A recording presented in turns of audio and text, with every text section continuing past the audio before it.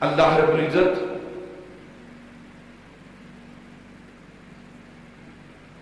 ان مبارک الفاظ میں، ان قدسی کلمات میں، ان آیات بینات میں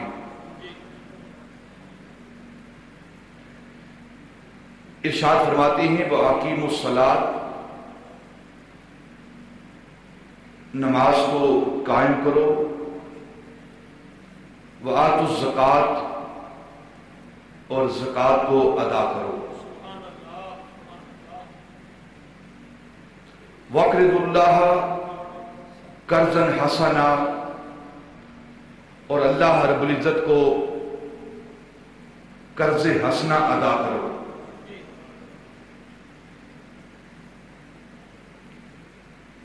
آج جس موضوع کو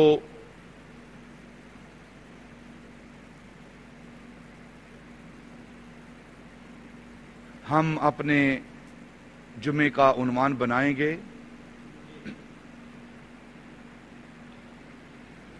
قرآن پاک کی آیات کے پیش نظر وہ موضوع ہے زکوٰۃ۔ انشاءاللہ تھوڑی سی گفتگو مسائل پر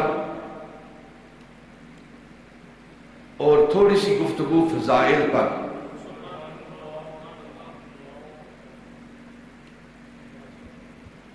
اس پر انشاءاللہ عرض کریں گے۔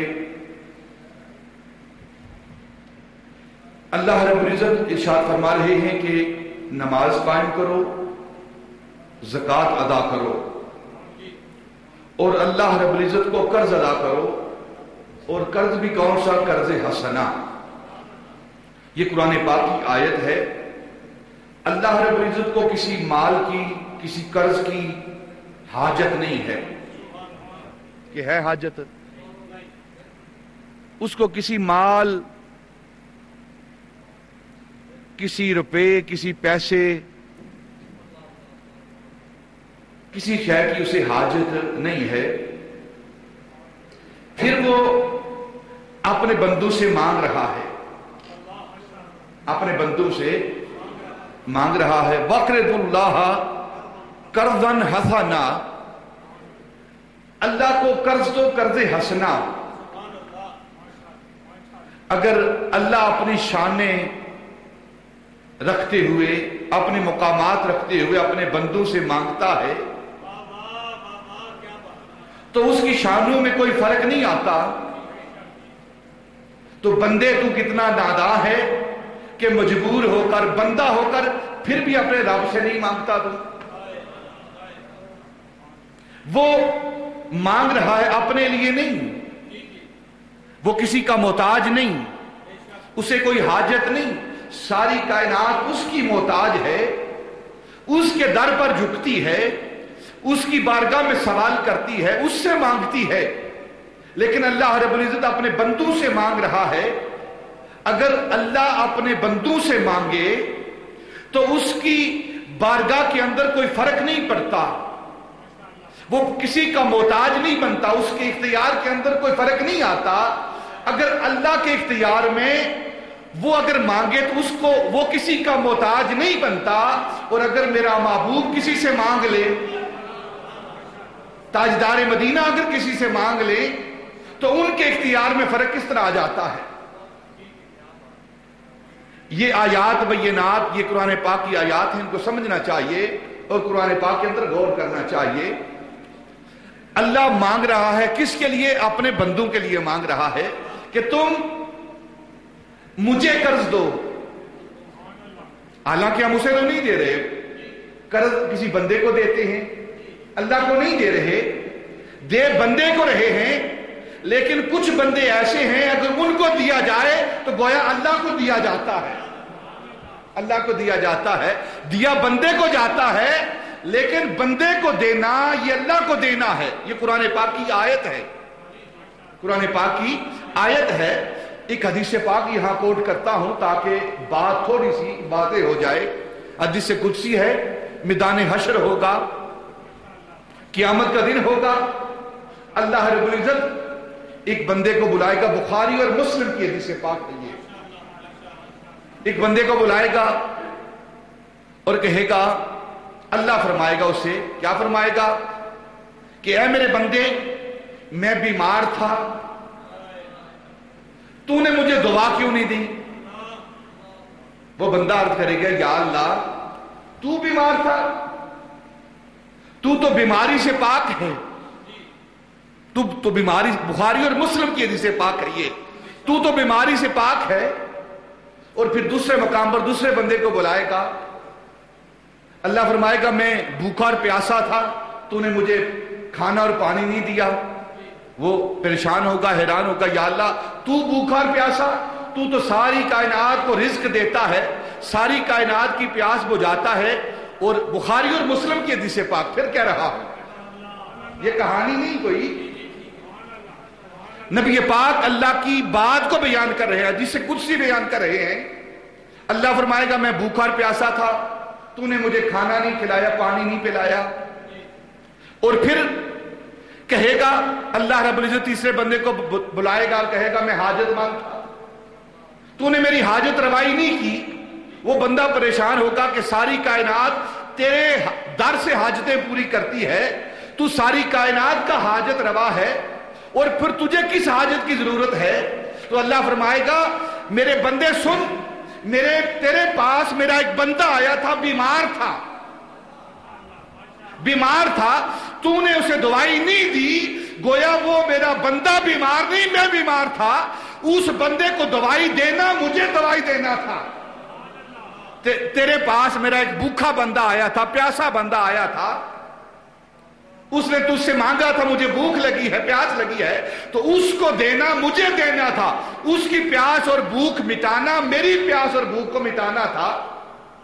تو گویا اگر کسی بندے کی پیاس اور بھوک کو مٹایا جاتا ہے تو اللہ رب العزت اس کو اپنی طرف منسوب کرتا ہے، گویا وہ بندے کی، میری مخلوق کی بھوک اور پیاس کو نہیں مٹا رہا، بلکہ وہ اللہ رب العزت کی بھوک اور پیاس کو مٹا رہا ہے، جس کو بھوک اور پیاس لگتی نہیں ہے۔ تو اللہ رب العزت اگر قرض مانگ رہے ہیں، وَقْرِضُ اللَّهَ قَرْضًا حَسَنًا، تو اس کا مطلب کیا ہے کہ میری مخلوق کے اندر میری عیال ہیں، یہ مخلوق، المخلوق و عیال اللہ ہے، یہ مخلوق اللہ کی عیال ہیں۔ میری مخلوق میں میرے بندے بیمار تھے، حاجت مند تھے، وہ بھوکے اور پیاسے تھے، تیرے پاس آئے ہیں، تم نے انہیں کھانا نہیں دیا، ان کی پیاس نہیں بجھائی، ان کی حاجت روائی نہیں کی، گویا تم نے اللہ رب العزت کی پیاس اور بھوک کو نہیں مٹایا ہے۔ یہ حدیث قدسی میں نے آپ کے سامنے بخاری اور مسلم کی پیش کی ہے۔ تو اللہ رب العزت مانگ رہا ہے کس کے لیے؟ اپنی مخلوق کے لیے، مخلوق کے غریب بندوں کے لیے مانگ رہا ہے۔ تو گویا اللہ بھی غریب لوگوں کا طرفدار ہے، غریب لوگوں کا طرفدار ہے اللہ، اور کہہ رہا ہے امیروں کو کہ تم مجھے قرض دو۔ کیا مطلب؟ کہ کسی غریب کو قرض دو گے تو کیا ہوگا؟ اب ایک اور حدیث پاک بخاری کی پیش کرتا ہوں۔ نبی پاک فرماتے ہیں کہ جب انسان صدقہ دیتا ہے، زکات دیتا ہے، کوئی دینے والا کسی غریب کو، سائل کو، مسکین کو عطا کرتا ہے، بخاری اور مسلم کی حدیث پاک ہے، نبی پاک فرماتے ہیں کہ جب انسان دینے والا دیتا ہے، عطا کرتا ہے، تو غریب، فقیر، سائل کے ہاتھ میں وہ صدقہ، وہ خیرات، وہ زکات بعد میں پہنچتی ہے، پہلے اللہ کی ہتھیلی پر پہنچتی ہے۔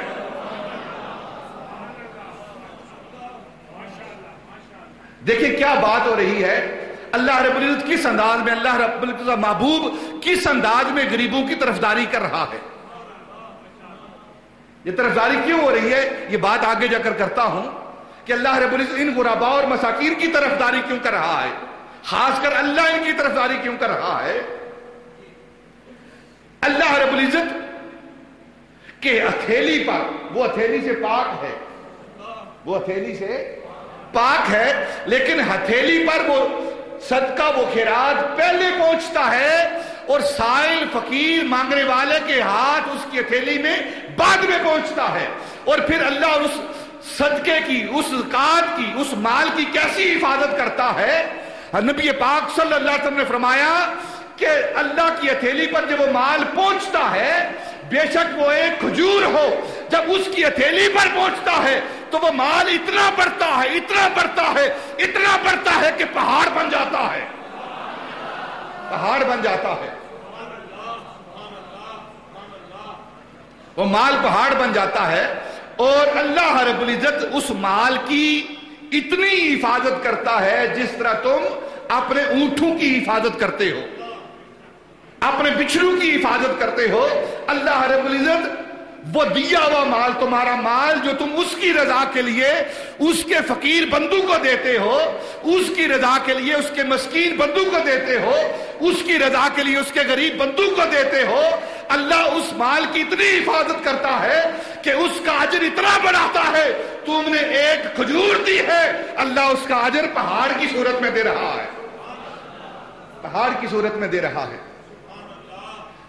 اور جس طرح تم اپنے اونٹوں کی حفاظت کرتے ہو، اونٹوں کی پرورش کرتے ہو، جس طرح تم اپنی بچھڑوں کی حفاظت اور پرورش کرتے ہو، اس طرح اللہ رب العزت تمہارے اس صدقات، خیرات، زکات کی حفاظت اور پرورش کرتا ہے اور بڑھا چڑھا کر تمہیں اس کا اجر عطا فرماتا ہے. وَأَقِیمُوا الصَّلَاةَ وَآتُوا الزَّکَاةَ وَاقْرِضُوا اللَّهَ قَرْضًا حَسَنًا.